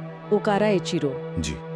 मौत का कारण लिखा था हार्ट फेलियर और जन्म तारीख भी गलत थी। बाद में जब पूछा गया तो जापानी अधिकारियों ने कहा कि ये सब राजकीय कारणों से किया गया था। राजकीय कारणों से मतलब आधिकारिक दस्तावेज पर ही इतनी बड़ी गड़बड़ी? ये तो पूरे विमान हादसे वाले सिद्धांत की नींव ही हिला देता है ना? निश्चित रूप से। क्या गवाहों के बयानों में भी ऐसी ही कुछ दिक्कतें थी? हाँ बिल्कुल थी। जैसे विमान में कौन कहाँ बैठा था, इसको लेकर गवाहों के बयानों में काफी विरोधाभास पाए गए। अच्छा। फिर एक और अहम बात सामने आई। जब संसद में इस मुद्दे पर ध्यान दिलाया गया था तो उसी चर्चा के दौरान ये रिकॉर्ड पर आया कि ताइवान सरकार ने ये कहा था कि अगस्त 1945 में उनके क्षेत्र में ऐसी कोई विमान दुर्घटना हुई नहीं थी। क्या बात कर रहे हैं? ताइवान सरकार का खुद इनकार? ये तो बहुत बड़ा दावा है। जी। और मैंने सुना है शायद एक पत्रकार ने भी उस जमाने में खुद जाकर जांच की थी। आपने सही याद दिलाया, हरीन शाह थे वो पत्रकार। उन्होंने 1946 में ही ताइपे जाकर खुद छानबीन की थी और उन्होंने भी उन दस्तावेजों को मनगढ़ंत करार दिया था। तो मुखर्जी आयोग ने इन सब बातों को अपनी रिपोर्ट में जगह दी। ये सिर्फ छोटी मोटी गलतियां नहीं लग रही थी, बल्कि पूरी कहानी पर ही प्रश्न चिन्ह लगा रही थी। तो अगर विमान दुर्घटना की कहानी पर इतने सवाल हैं, तो फिर क्या हुआ? मतलब मुखर्जी आयोग ने कोई और संभावना जताई? देखिए, आयोग ने इस कोण पर भी विचार किया कि कहीं ये दुर्घटना की कहानी नेताजी को मित्र देशों की पकड़ से बचाने के लिए जापानी सेना की कोई योजना तो नहीं थी। अच्छा, मतलब एस्केप प्लान जैसा कुछ? हाँ, कुछ जापानी सैन्य अधिकारियों के बयान थे, जैसे जनरल इसोदा।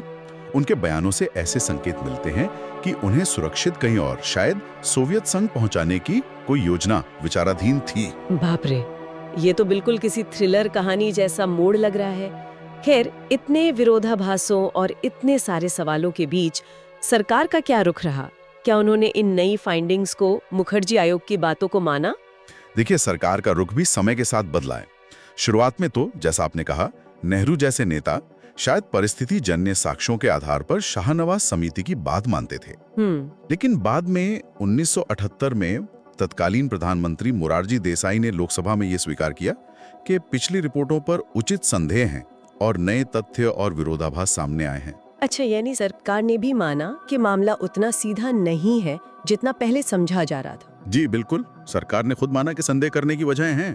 लेकिन फिर भी मुखर्जी आयोग की रिपोर्ट को सरकार ने खारिज कर दिया। ऐसा क्यों, जब संदेह थे ही तो? हाँ, ये एक महत्वपूर्ण मोड़ था। सरकार ने उसे स्वीकार नहीं किया। उनका तर्क ये दिया गया कि आयोग के जो निष्कर्ष हैं वो निर्णायक सबूतों पर आधारित नहीं है, और सरकार ने शायद पहले के 2 आयोगों के निष्कर्षों और जो मौखिक गवाही थी उसको ज्यादा वजन दिया। इसके अलावा जांच में कई प्रक्रियात्मक बाधाएं भी थी, जैसे फाइलों का वर्गीकरण, विशेषाधिकार के दावे, अलग अलग मंत्रालय, पीएमओ, गृह मंत्रालय, विदेश मंत्रालय, इनके बीच तालमेल की कमी, खुफिया ब्यूरो आईबी की भूमिका, ये सब जटिलताएं थी। और एक सवाल ये भी था ना कि क्या नेताजी का नाम युद्ध अपराधियों की सूची में था? हाँ, ये सवाल भी उठा था। इसको लेकर भी पत्राचार हुआ, जांच के प्रयास हुए, लेकिन बाद में ब्रिटिश सरकार ने स्पष्ट किया था कि उनका नाम उस सूची में नहीं था। अच्छा, तो मतलब प्रक्रियात्मक उलझने रहीं, ठोस सबूतों की कमी का हवाला दिया गया, और नतीजा ये कि रहस्य वो बरकरार रहा। जी बिल्कुल, और शायद इसीलिए आज भी लोगों के मन में ये सवाल उठते रहते हैं। हाँ, मुझे याद है जैसे मधु दंडवती जी ने भी 1991 में प्रधानमंत्री चंद्रशेखर को पत्र लिखकर उच्च स्तरीय जांच का आग्रह किया था। सही कहा, और खुद नेताजी की बेटी अनीता बोसफाफ, उन्होंने भी एक पत्र में इन विसंगतियों को, मतलब दस्तावेजों की गड़बड़ियों को स्वीकार किया है। हालांकि वो परिस्थितियों के आधार पर मृत्यु की बात को मानती हैं। तो कुल मिलाकर स्थिति ये बन रही है कि हमारे पास 2 आयोग हैं जो कहते हैं विमान दुर्घटना हुई, एक तीसरा आयोग है जो इस पर गंभीर सवाल उठाता है, जिसके पास दस्तावेजी सबूतों की कमी या विरोधाभास है। सरकार भी मानती है कि संदेह वाजिब है, लेकिन वो आखिरी रिपोर्ट को मानती नहीं। बिल्कुल सही, आपने एकदम सटीक सारांश दिया। और यहीं पर मुझे लगता है सबसे बड़ा सवाल खड़ा होता है। क्या सवाल ये कि जब कथित आधिकारिक दस्तावेजों में ही ओकारा इचिरो जैसे नाम दर्ज हों, जब दुर्घटना स्थल की सरकार ही कहे कि कोई दुर्घटना हुई ही नहीं थी, और जब सबूतों की कड़ियां इस तरह से गायब हों, तो फिर किसी भी कहानी पर, चाहे वो विमान दुर्घटना की हो या किसी और थियरी की, कितनी निश्चितता से यकीन किया जा सकता है? ये एक ऐसा सवाल है जिसका जवाब शायद आज भी इतिहास के पन्नों में कहीं दबा हुआ है। नेताजी सुभाष चंद्र बोस, ये नाम सुनते ही जहन में मतलब जोश और एक रहस्य दोनों भर आते हैं ना? बिल्कुल, खास तौर पर वो अगस्त 1945 में उनका अचानक गायब हो जाना। हाँ, वो खबर सरकारी तौर पर तो यही कहा गया कि ताइवान के ताइहोकू में एक विमान हादसे में उनकी मौत हो गई। हाँ, ये आधिकारिक कहानी है, पर हमारे पास जो दस्तावेज हैं, उन्हें देखने पर लगता है कि इस कहानी पर आप कह सकते हैं शुरू से ही सवाल उठते रहे हैं। अच्छा, जैसे कि कई विरोधाभासी बातें सामने आई, फिर वो जो जांच समितियां बनी, उनकी रिपोर्टों पर भी सब एकमत नहीं थे। तो चलिए आज इन्हीं दस्तावेजों के आईने में नेताजी के लापता होने से जुड़े कुछ अहम पहलुओं और मतलब जो विवाद है, उनकी गहराई में उतरते हैं। बिल्कुल, तो पहले ये बताएं कि आधिकारिक वर्जन ठीक क्या कहता है? आधिकारिक कहानी ये है कि 18 अगस्त 1945 को नेताजी साइगोन से निकले थे। एक जापानी बॉम्बर प्लेन में मंचूरिया जा रहे थे। प्लेन ताइहोकू में ईंधन भरने उतरा और कहते हैं कि उड़ते ही क्रैश हो गया। और नेताजी? बताया गया कि वो बुरी तरह जल गए थे और उसी रात अस्पताल में उनकी मृत्यु हो गई। ठीक है, और इसी बात को जांच समितियों ने भी माना? हाँ, देखिए, शाहनवाज खान समिति बनी 1956 में और बाद में खोसला आयोग भी, दोनों ने इसी नतीजे का समर्थन किया। लेकिन क्योंकि आपकी कहने के अंदाज से लग रहा है कि कोई लेकिन है। हाँ, लेकिन यहीं से कुछ उलझने शुरू होती हैं जो दस्तावेजों में साफ दर्ज है। जैसे मिसाल के तौर पर क्रैश के बाद नेताजी का जो कीमती सामान था, गहने, मेडल वगैरह, उसे इकट्ठा करने को लेकर जो जापानी अफसर थे, मेजर सकाई और कैप्टन नाकामुरा, उनके बयानों में ही थोड़ा फर्क है। क्या फर्क है? एक ने कहा कि सामान अगले ही दिन हेडक्वार्टर भेज दिया गया, दूसरे ने कहा कि नहीं, इसमें तो 4-5 दिन लगे थे। 4-5 दिन, ये सुनने में तो छोटी सी बात लगती है। देखिए, अकेले में शायद छोटी लगे, पर जब ऐसी कई छोटी छोटी विसंगतियां, मतलब गड़बड़ियां जुड़ती हैं ना, तो शक गहराता है। अच्छा, और क्या था? जैसे वो सामान और बाद में नेताजी की बताई जाने वाली अस्थियां, उन्हें टोक्यो ले जाने के लिए किस तरह के कंटेनर का इस्तेमाल हुआ, इस पर भी अलग अलग बातें हैं। सच में? क्या कहा गया? कुछ जापानी अफसर कहते हैं कि एक 18 लीटर वाला पेट्रोल का कनस्तर था। पेट्रोल का कनस्तर? हाँ। वहीं कर्नल हबीबुर रहमान, जो नेताजी के साथ थे उस वक्त, और लेफ्टिनेंट हयाशिदा, वो एक लकड़ी के बक्से का जिक्र करते हैं। अरे, पेट्रोल का कनस्तर और लकड़ी का बक्सा, ये तो मतलब बिल्कुल ही अलग चीज है। बिल्कुल। तो सवाल उठता है कि क्या ये सिर्फ याददाश्त का धोखा है या कुछ और। इससे तो ये शक भी होता है कि शायद कहानी में कुछ झोल हो सकता है घड़ी गई हो। ये शक जरूर उठाया गया है। और इसी तरह जापानी सेना के जो बड़े अधिकारी थे, उनका रवैया भी थोड़ा अजीब लगता है। उनका रवैया मतलब? दस्तावेज बताते हैं कि हादसे की खबर हेडक्वार्टर फौरन पहुंच गई थी, लेकिन जो सीनियर अधिकारी थे जैसे जनरल इसायामा, हाँ। वो या तो घटना स्थल पर काफी देर से पहुंचे या फिर अस्पताल गए नहीं। उन्होंने इसकी कोई वजह बताई? जनरल इसायामा ने बाद में सफाई दी, कहा कि वो जानबूझकर दूर रहे। क्यों? ताकि अगर नेताजी के बच निकलने जैसी कोई बात हो तो वो गुप्त रह सके। ये दलील कुछ अजीब नहीं लगती? लगती है, ये ज्यादा दमदार नहीं लगती, खासकर जब वो खुद मानते हैं कि उसी के एक हफ्ते बाद उन्होंने बर्मा के प्रधानमंत्री डॉक्टर बाम मा का स्वागत किया था। अच्छा। तो सवाल उठता है कि अपने एक इतने महत्वपूर्ण सहयोगी के कथित निधन पर ऐसी दूरी क्यों रखी गई? क्या ये बात गले उतरती है? नहीं, ये बात तो वाकई गले नहीं उतरती। और फिर वो मुद्दा आता है जो आज भी मतलब इतनी चर्चा में रहता है, टोक्यो के रेंकोजी मंदिर में रखी अस्थियां। बिल्कुल, वो एक बहुत ही संवेदनशील और अहम पहलू है। शाह नवाज खान समिति ने क्या कहा था उन अस्थियों के बारे में? समिति ने अपनी रिपोर्ट में कहा कि पूरी संभावना है कि ये अस्थियां नेताजी की ही हैं। पूरी संभावना है, लेकिन पक्का नहीं। हाँ, यही शब्द इस्तेमाल किए गए। और ये भी याद रखना जरूरी है कि नेताजी के भाई सुरेश चंद्र बोस वो इस रिपोर्ट से सहमत नहीं थे। उन्होंने बाकायदा अपनी असहमति दर्ज कराई थी। अच्छा, और मंदिर में क्या लिखा है? मंदिर में जो अस्थि कलश है उस पर बड़े अक्षरों में ब्लॉक लेटर्स में नेताजी सुभाष चंद्र बोस लिखा भी है। इसकी तस्वीरें भी मौजूद हैं। लेकिन क्या कभी इन अस्थियों की कोई वैज्ञानिक जांच जैसे डीएनए टेस्ट की कोशिश हुई? हाँ, कोशिश हुई थी। 1995 में नेताजी के परिवार के ही एक सदस्य आशीष सी रे, उन्होंने इनकी पहचान पुख्ता करने के लिए डीएनए टेस्ट का प्रस्ताव रखा था। तो फिर हुआ क्यों नहीं? वो टेस्ट कभी हो नहीं पाया। कई वजह रही होंगी, और इन्हीं सब लगातार बने हुए संदेहों और दस्तावेजों में जो इतने विरोधाभास हैं, उन्हीं की वजह से तो 1999 में जस्टिस मुखर्जी जांच आयोग बना, ताकि फिर से सब कुछ परखा जा सके। हाँ बिल्कुल, ताकि सारे तथ्यों और हालात को फिर से नए सिरे से देखा जा सके। एक और दिलचस्प बात है, सुना है कि भारत सरकार ने भी कभी इन जांचों पर शक जाहिर किया था। हाँ, ये बात सही है। 1977 में उस वक्त की सरकार ने संसद में माना था कि पिछली जांचों यानी शाहनवाज और खोसला आयोग के नतीजों पर वाजिब शक है। अंग्रेजी में कहें तो रीजनेबल डाउट्स। अरे वाह, सरकार ने खुद माना? हाँ, माना। हालांकि तब उन्होंने ये भी कहा था कि अब और जांच करना बेकार होगा। तो ये थोड़ा विरोधाभासी स्टैंड था। ये तो है। और एक बात और साफ कर देना जरूरी है, क्योंकि कई बार अफवाहें उड़ती हैं हाँ। कि नेताजी का नाम युद्ध अपराधियों की लिस्ट में था। ऐसा बिल्कुल नहीं था।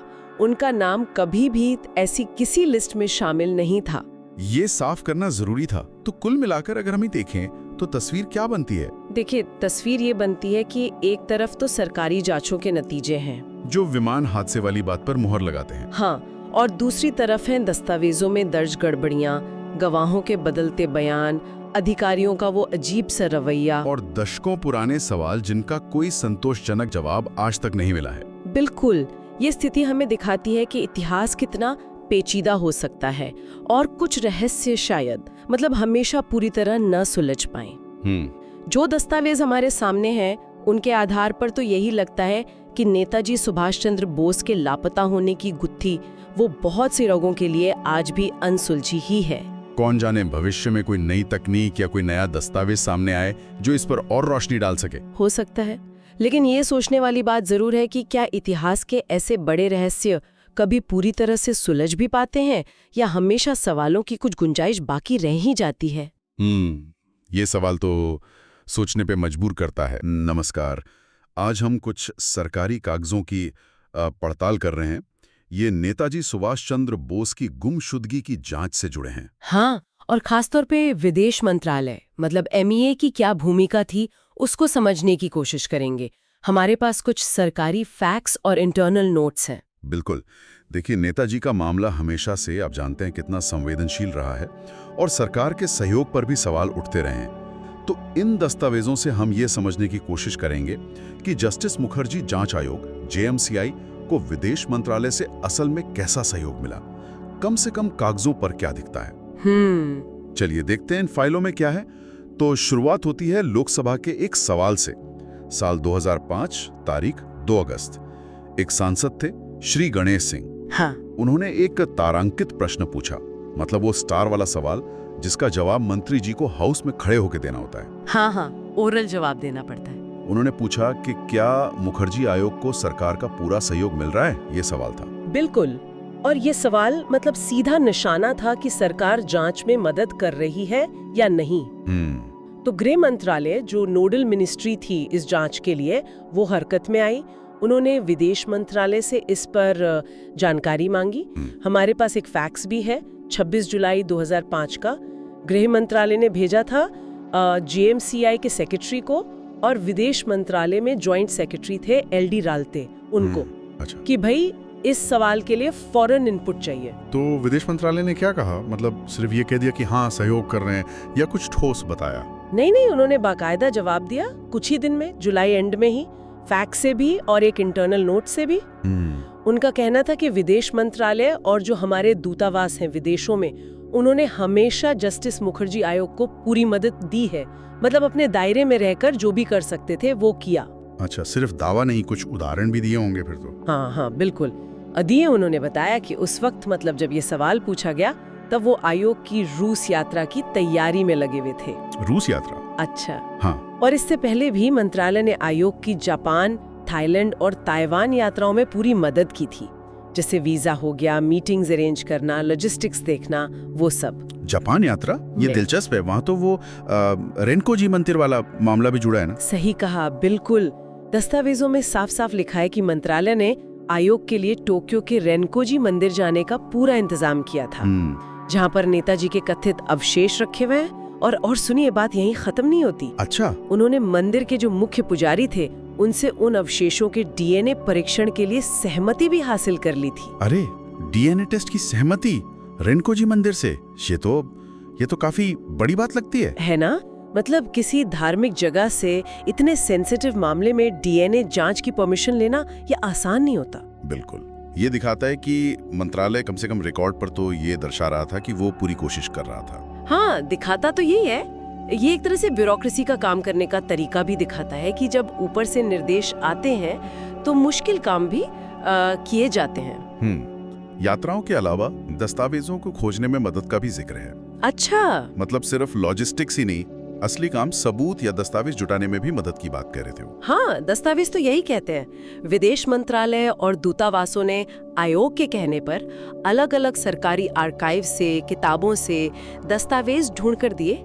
एक पुराना जिक्र भी मिलता है। मॉस्को में जो भारतीय दूतावास है, उसकी एक पुरानी फाइल का नंबर दिया है, जिससे अंदाजा लगता है कि शायद सोवियत या रूसी आर्काइव से नेताजी से जुड़े दस्तावेज हासिल करने की कोशिशें पहले भी हुई थीं। अच्छा। और ये बात 2005 में जो रूस यात्रा की तैयारी चल रही थी उससे भी जुड़ती है। तो अगर हम इन सरकारी कागजों को एक साथ देखें तो तस्वीर तो यही बनती है कि विदेश मंत्रालय जांच आयोग के साथ पूरा सहयोग कर रहा था। हाँ। चाहे वो विदेश यात्राओं का इंतजाम हो, रेंकोजी मंदिर जैसा मुश्किल मामला हो, या फिर पुराने दस्तावेज ढूंढना हो। बिल्कुल। इन दस्तावेजों के आधार पर तो निष्कर्ष यही निकलता है। यात्राओं की सहूलियत देना, DNA टेस्ट के लिए वो सहमति लेना, दस्तावेज जुटाना, रूस यात्रा की तैयारी। विदेश मंत्रालय ने अपने 29 जुलाई 2005 वाले जवाब में सहयोग की एक बहुत ही साफ तस्वीर पेश की थी। ये सब रिकॉर्ड पर है। तो कुल मिलाकर ये दस्तावेज हमें क्या बताते हैं? एक तरह से ये एक ऐतिहासिक जांच पर सरकारी मशीनरी कैसे रिएक्ट करती है, उसकी एक झलक है। दिखाते हैं कि कैसे इन्फॉर्मेशन जमा होती है, कैसे संसद के लिए जवाब तैयार होता है। ये उस पूरी प्रक्रिया का हिस्सा है। हाँ, बिल्कुल। पर यहाँ एक सवाल मेरे मन में आता है कि अगर सरकारी रिकॉर्ड में इतना साफ साफ सहयोग दर्ज है जैसा इन कागजों में दिख रहा है, तो फिर ये जो बात है कि नेताजी जांच में सहयोग की कमी थी, हाँ, जो लोकसभा में भी उठी, हाँ, वो पब्लिक में इतनी ज्यादा क्यों डिस्कस होती रही? ऐसा क्यों लगता रहा लोगों को? ये सोचने वाली बात है। शायद कहानी में और भी परतें हैं जो इन फाइलों में नजर नहीं आती। शायद। खैर, ये सवाल हम अपने श्रोताओं के लिए छोड़ते हैं सोचने। नेताजी सुभाष चंद्र बोस एक ऐसा नाम जिसके इर्द गिर्द न जाने कितने रहस्य और जिज्ञासा की परतें लिपटी हुई हैं। उनके गायब होने की कहानी मतलब दशकों से हमारे जहन में कई सवाल खड़े करती रही है। और आज हम जस्टिस मुखर्जी कमीशन की जांच पर थोड़ी गहराई से नजर डाल रहे हैं। हमारे पास कमीशन की रिपोर्ट और उससे जुड़े कुछ पत्राचार के अंश हैं जो शायद इस उलझी हुई गुत्थी को समझने में थोड़ी मदद करें। तो आज की हमारी ये खोजबीन का मकसद क्या है? यही समझना कि कमीशन ने असल में क्या पता लगाने की कोशिश की, किन किन देशों से सुराग ढूंढने की कोशिश हुई और इस रास्ते में क्या मुश्किलें पेश आईं। चलिए इन दस्तावेजों को जरा खोलते हैं। सबसे पहले ये बताएं, कमीशन को काम क्या सौंपा गया था? मतलब किन सवालों के जवाब ढूंढने थे उन्हें? देखिए, कमीशन के सामने कुछ बहुत बुनियादी सवाल थे। पहला, नेताजी जिंदा हैं या मर्त? दूसरा, अगर मर्त हैं तो क्या उनकी मौत ताइवान में हुई? वो जो कथित विमान दुर्घटना थी उसमें हुई थी? हाँ, वो दुर्घटना वाली बात। तीसरा, जापान के रेनकोजी मंदिर में जो अस्थियां रखी हैं क्या वो वाकई नेताजी की हैं? चौथा, क्या उनकी मृत्यु किसी और तरह से कहीं और हुई? और आखिर में, अगर वो जिंदा थे तो कहाँ थे? इन्हीं सवालों के चारों तरफ पूरी जांच बुनी गई थी। तो इन सवालों की तह तक जाने के लिए कमीशन ने तो फिर दुनिया भर में कोशिश की होगी। जापान से क्या खास जानकारी मांगी गई? हाँ बिल्कुल, जापान से मुख्य रूप से ताइहोकू, जो अब ताइपे है, वहाँ हुई कथित दुर्घटना और दाह संस्कार से जुड़े दस्तावेज मांगे गए, जैसे दाह संस्कार का परमिट, चाहे वो चंद्र बोस के नाम पे जारी हुआ हो या इचिरो ओकुरा के नाम पर, और मृत्यु प्रमाण पत्र। इचिरो ओकुरा, ये नाम कहाँ से आया? यहीं पर एक पेच सामने आया। जो दस्तावेज मिले उनमें इचिरो ओकुरा नाम का जिक्र था, ना कि नेताजी का। कमीशन ने रेनकोजी मंदिर जाकर अस्थियों का निरीक्षण भी किया था। उसमें हड्डियों के टुकड़े, खोपड़ी के कुछ हिस्से और दांत जैसी चीजें मिली। अच्छा, और क्या इन अस्थियों के डीएनए टेस्ट की भी कोई बात हुई थी? ये तो बहुत अहम होता है। हाँ बिल्कुल। कमीशन ने डीएनए जांच की संभावना पर गंभीरता से विचार किया। भारत, यूके, यूएसए, जर्मनी के बड़े विशेषज्ञों से संपर्क भी साधा गया, जैसे डॉक्टर लालजी सिंह और सर एलेक जेफरीज का नाम आता है। तो फिर हुआ क्यों नहीं टेस्ट? इसमें कुछ बाधाएं थीं। एक तो रेनकोजी मंदिर के जो पुजारी थे उनकी अपनी कुछ चिंताएं थीं, जिसका जिक्र रिपोर्ट में है, और शायद तकनीकी तौर पर भी उस समय ये कितना सफल होता, इस पर सवाल थे। तो ये प्रक्रिया आगे नहीं बढ़ पाई। और ताइवान, जहां ये कथित दुर्घटना हुई थी, वहां से क्या पता चला? ताइवान का जवाब शायद सबसे ज्यादा चौंकाने वाला था। उन्होंने साफ तौर पर कहा कि उनके रिकॉर्ड्स के मुताबिक 14 अगस्त 1945 से 25 अक्टूबर 1945 के बीच बोस या इचिरो ओकुरा से जुड़ी किसी विमान दुर्घटना का उनके पास कोई रिकॉर्ड है ही नहीं। क्या बात कर रहे हैं? कोई रिकॉर्ड ही नहीं? जी हाँ, उन्होंने ये जरूर बताया कि सितंबर 1945 में एक अमेरिकी C-47 विमान जरूर दुर्घटनाग्रस्त हुआ था, लेकिन बोस या ओकुरा से जुड़ा कोई रिकॉर्ड नहीं। मतलब ताइवान के रिकॉर्ड में उस कथित दुर्घटना का जिक्र ही नहीं था। ये तो बहुत ही अहम बात है। तो फिर ब्रिटेन या रूस जैसे देशों से कुछ पता चला? ब्रिटेन से नेताजी से जुड़े जो गोपनीय रिकॉर्ड्स थे उन्हें जारी करने का अनुरोध किया गया। रूस से भी संपर्क साधा गया। वहाँ के कई अभिलेखागारों जैसे RGVA, गार्फ वगैरह में दस्तावेज खोजने का अनुरोध किया गया, खासकर वो अभिलेखागार जिनका जिक्र डॉक्टर पुराबी रॉय ने किया था। और रूस से क्या जवाब मिला? रूसी विदेश मंत्रालय ने जवाब दिया कि कुछ बताए गए अभिलेखागारों में उन्हें नेताजी से संबंधित कोई खास जानकारी नहीं मिली। इसके अलावा बेलारूस, यूक्रेन, सिंगापुर, मलेशिया जैसे कई और देशों से भी पूछताछ की गई थी। बाप रे, मतलब दायरा तो बहुत बड़ा था जांच का। और भारत के अंदर किस तरह की जांच हुई? भारत में कई गवाहों के बयान लिए गए। इनमें वो लोग भी शामिल थे जो फैजाबाद वाले गुमनामी बाबा से जुड़े थे। हाँ, गुमनामी बाबा का जिक्र तो आता रहता है। जी। फिर नेताजी के परिवार के सदस्यों से डीएनए जांच के लिए खून के नमूने लेने की कोशिश भी हुई, लेकिन इस पर सबकी राय एक नहीं थी। कुछ लोग तैयार हुए, कुछ ने जांच की प्रामाणिकता पर ही सवाल उठा दिए और कुछ उपलब्ध नहीं थे। गुमनामी बाबा से मिली चीजों की डीएनए जांच और उनकी लिखावट का नेताजी की लिखावट से मिलान करने की कोशिशें भी की गईं। तो मतलब एक तरफ विमान दुर्घटना की थ्योरी जिसमें दस्तावेजों में नाम का हेरफेर है, दूसरी तरफ ताइवान का इनकार कि ऐसी कोई दुर्घटना हुई ही नहीं, और फिर ये गुमनामी बाबा वाला एंगल। कमीशन के सामने तो काफी विरोधाभासी चीजें थी। उलझन तो बढ़ गई होगी। बिल्कुल, स्थिति बेहद पेचीदा थी, इसमें कोई शक नहीं। देखिए, विमान दुर्घटना की कहानी को पिछली समितियों जैसे शाहनवाज कमीशन और खोसला कमीशन ने मान लिया था। कुछ गवाह भी थे जिन्होंने पुष्टि की थी, लेकिन दस्तावेजों में विसंगतियां थीं, जैसे दाह संस्कार रिकॉर्ड में इचिरो ओकुरा का नाम होना। और गुमनामी बाबा वाली बात? दूसरी तरफ गुमनामी बाबा के नेताजी होने के दावे थे, कुछ गवाहों के बयान थे, पर कमीशन को कोई ऐसा ठोस निर्णायक सबूत नहीं मिल पाया जो इस बात को पूरी तरह से साबित कर सके। तो फिर इतनी छानबीन, इतने सारे देश, गवाह, दस्तावेज, वैज्ञानिक तरीके, इन सब के इस्तेमाल के बाद कमीशन आखिर किस नतीजे पर पहुंचा? क्या कहा उन्होंने? कमीशन का निष्कर्ष एकदम स्पष्ट था और शायद इसीलिए विवादास्पद भी। कमीशन ने माना कि नेताजी सुभाष चंद्र बोस जीवित नहीं है, उनकी मृत्यु हो चुकी है। लेकिन उनकी मृत्यु 18 अगस्त 1945 को ताइहोकू में हुई कथित विमान दुर्घटना में नहीं हुई थी। अरे, मतलब मृत्यु तो हुई पर विमान दुर्घटना में नहीं? ये तो रहस्य सुलझने की बजाय और उलझ गया। सही कहा आपने। ये जांच बहुत व्यापक थी, कई देशों तक फैली, कई तरह के सबूतों को परखा गया, लेकिन अंत में कमीशन एक ऐसे निष्कर्ष पर पहुंचा जिसने विवाद को खत्म करने के बजाय शायद एक नई बहस को जन्म दे दिया। और यही बात सोचने पर मजबूर करती है, इतनी जांचों के बाद भी नेताजी के अंत को लेकर ये रहस्य आज भी लोगों के मन में इतना गहरा क्यों बैठा हुआ है? ऐतिहासिक सच जानने की हमारी ये जो इच्छा है और रहस्यों के प्रति हमारा जो खिंचाव है, ये आखिर क्या दिखाता है? ये एक सवाल है जिस पर शायद हम सब सोच सकते हैं।